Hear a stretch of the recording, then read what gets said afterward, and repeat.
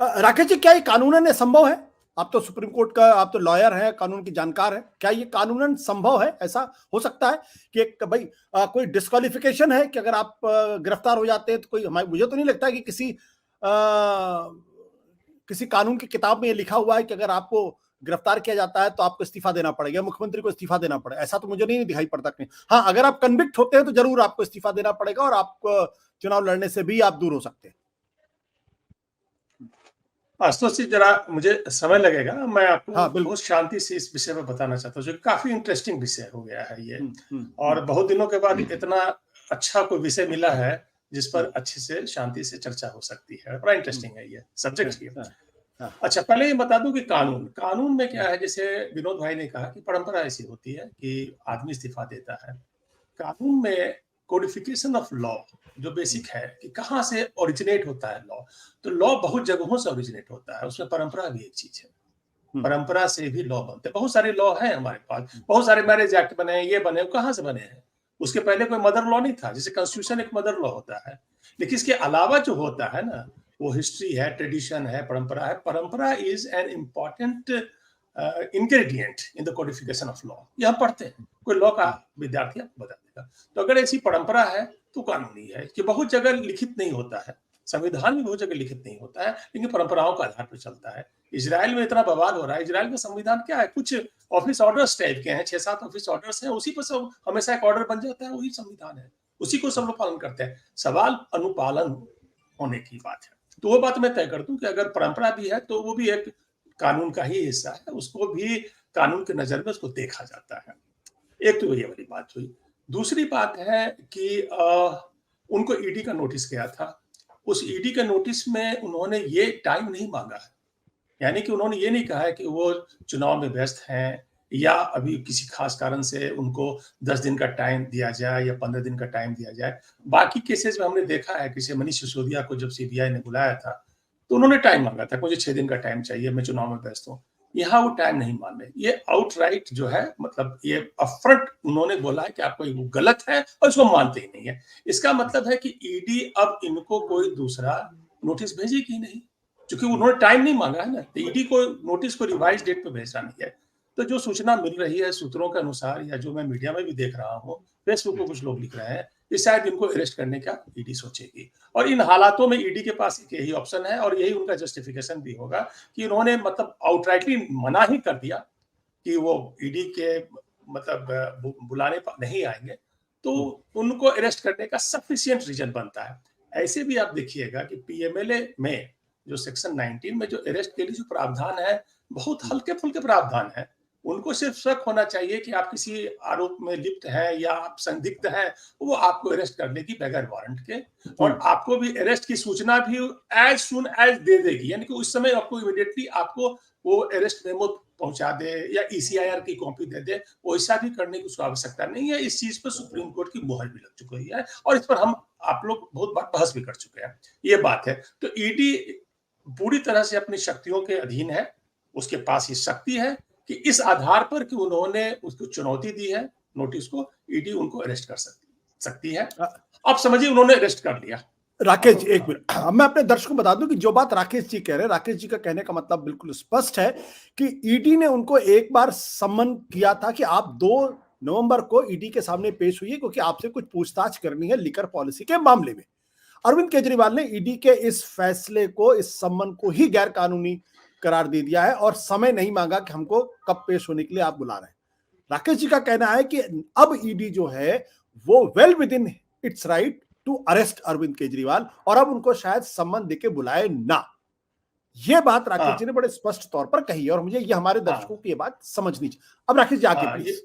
हाँ, ऐसी मतलब पूरी संभावना है, क्योंकि अगर आप ईडी दोबारा नोटिस देती है तो उसका जवाब तो वही होगा अरविंद केजरीवाल जी का जो उन्होंने पहले नोटिस पर दिया था।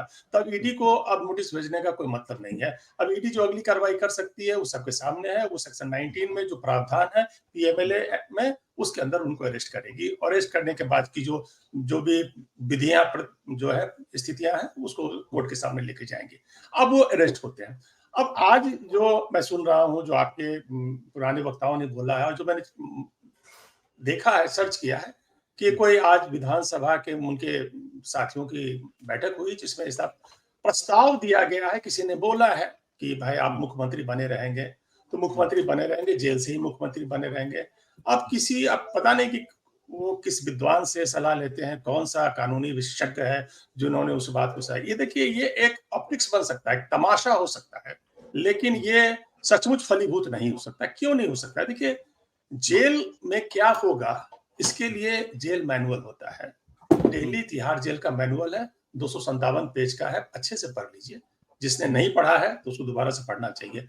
जेल मैनुअल में हर चीजों का वर्णन है, छोटी छोटी चीजों का भी वर्णन है। कौन विजिटर होगा, कौन से कागज आएंगे, कितने लेटर आप लिख सकते हैं, विजिटर को कैसे एग्जामिन करना है।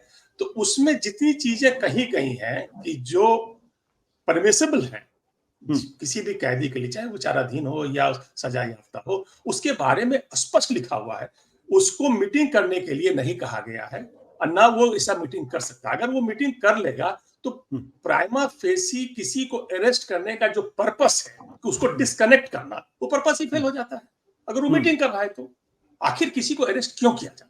उसको डिस्कनेक्ट करना है, उसके अपने ऑफिशियल से डिस्कनेक्ट करना है, अपने साथियों से डिस्कनेक्ट करना है, ताकि जो न्यायिक प्रक्रिया है वो सुचारू रूप से चल सके और ताकि न्याय संगत उस पर कुछ फैसले हो। ये कोर्ट का मतलब है। तो ये जो प्लान कर रहे हैं कि हम कोर्ट से आदेश मांगेंगे, तो कोर्ट का आदेश का मतलब क्या है कि आप मुझे वहीं पर सब कुछ उसी तरह से रहने दीजिए, वहीं पर हमारा दरबार भी लगाने दीजिए, हमारी फैमिली को भी वहां रखिए। ये पहले होता था राजा महाराजाओं के समय में कि वो उनको उनके महल में ही हाउस अरेस्ट कर दिया जाता है, तो भी वो राजकाज नहीं कर सकते। आपने दो एग्जाम्पल दिया, आपने एक लालू जी का एग्जाम्पल दिया, आपने जयललिता का एग्जाम्पल दिया।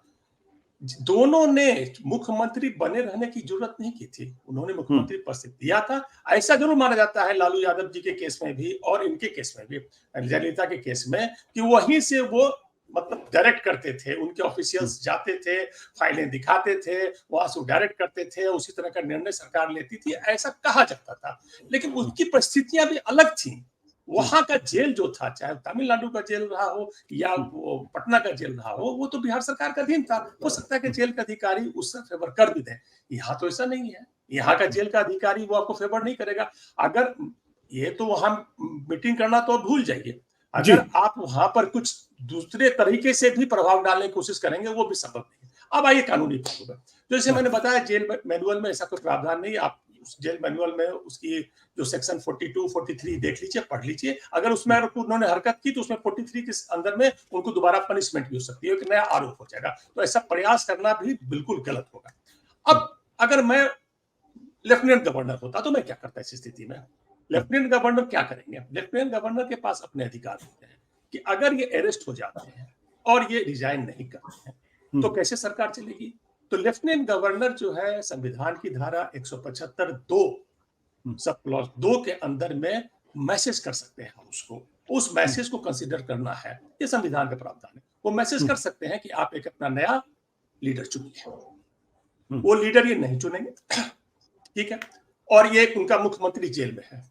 ये लीडर अगर नहीं चुनते हैं, वो लीडर चुन के नहीं आता है जिसको ये शपथ दिला सके, तो सीधे सीधे संविधान की धारा 356 के अंदर वो एक गवर्नर की जो रिपोर्ट होती है, the failure of constitutional machinery, वो सीधे उठा के वो होम मिनिस्ट्री को भेज देंगे। होम मिनिस्टर अगले दिन ही इसमें राष्ट्रपति शासन लगा देगी। ये स्थिति बिल्कुल सही सही बन रही है और शायद मुझे लगता है कि आम आदमी पार्टी की जो थिंकिंग टैंक है वो ऐसे ही स्थिति चाहती है कि देखिए हमको बर्खास्त कर दिया, हमको बर्खास्त कर दिया, क्योंकि बर्खास्त होकर रहेंगे।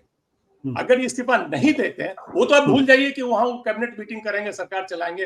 ये तो मतलब अगर आपके शो में हंसना अलाउड है तो मैं हंस सकता हूँ इस विषय पर, ये तो हंसने वाली बात है। लेकिन अगर वो ऐसा नहीं करते हैं तो तय मानिए आशुतोष जी कि गवर्नर का मैसेज आएगा, वो सीधे नहीं वो हाउस डिसॉल्व करेंगे, पहले मैसेज देंगे, उसके बाद कॉन्स्टिट्यूशनल ब्रेकडाउन का वो रिपोर्ट बजा के होम मिनिस्टर को भेजेंगे, उसके बाद इनका काम तमाम। राकेश जी, मैं दोबारा विनोद जी के पास जाऊं और शीतल जी के पास जाऊं, एक सवाल और है, क्या मैंडेटरी है मुख्यमंत्री को कि अगर वो जेल जाए तो अपने पद से इस्तीफा दे दे? उसका जवाब मैंने इसको दिया था आशुतोष जी। देखिए ये मैंडेटरी क्यों? क्योंकि आप फिर आप काम नहीं कर सकते ना। नहीं, इसलिए मैंने ये सवाल पूछा क्योंकि जब लॉजिकल है, क्योंकि आप राकेश जी मैंने ये सवाल इसलिए आपसे पूछा कि जो डिप्टी सीएम मनीष सिसोदिया है, जब वो गिरफ्तार हुए या उनके पहले जब मंत्री सत्येंद्र जैन गिरफ्तार हुए तो उन्होंने उस वक्त इस्तीफा नहीं दिया था। सर उस बाद में इस्तीफा। आप अच्छा क्वेश्चन मैं इसका एक लाइन में जवाब देता हूँ। जब वो इस्तीफा नहीं दिए थे, उनके विभागों का बंटवारा हो गया था ना, कोई दूसरा विभाग देख रहा था। यही आपका जवाब है। वो भले मंत्री रहे लेकिन बगैर किसी विभाग के थे, तनख्वाह लेने के लिए थे, मकान में रहने के लिए थे, लेकिन उनके विभागों की बंटवारा हो गया था। कैलाश गहलोत को कुछ मिल गया था, किसी और को मिल गया था। तो यहाँ विभागों का बंटवारा कहाँ हो रहा है? आप जेल में रहिए, मुख्यमंत्री बने, लेकिन मुख्यमंत्री का विभाग अगर कुछ है, अगर मुख्यमंत्री की कुछ शक्तियां हैं, वो तो किसी को दे के गए थे ना। मनीष सिसोदिया के केस में भी उनके विभागों का बंटवारा हुआ, सतेंद्र जैन केस को, इनके केस में कैसे हो पाएगा? ये तो मुख्यमंत्री है, या तो ये रहेंगे या नहीं रहेंगे। ऐसा नहीं हो सकता कि मुख्यमंत्री जेल में रहे, मुख्यमंत्री का अधिकार किसी और के पास हो, ऐसा तो नहीं सकता। ये कॉन्स्टिट्यूशनल ब्रेकडाउन का पूरा केस बनता है, डिसॉल्व हो जाएगा असेंबली फिर तो। सत्य हिंदी का ऐप डाउनलोड करें गूगल प्ले स्टोर पर।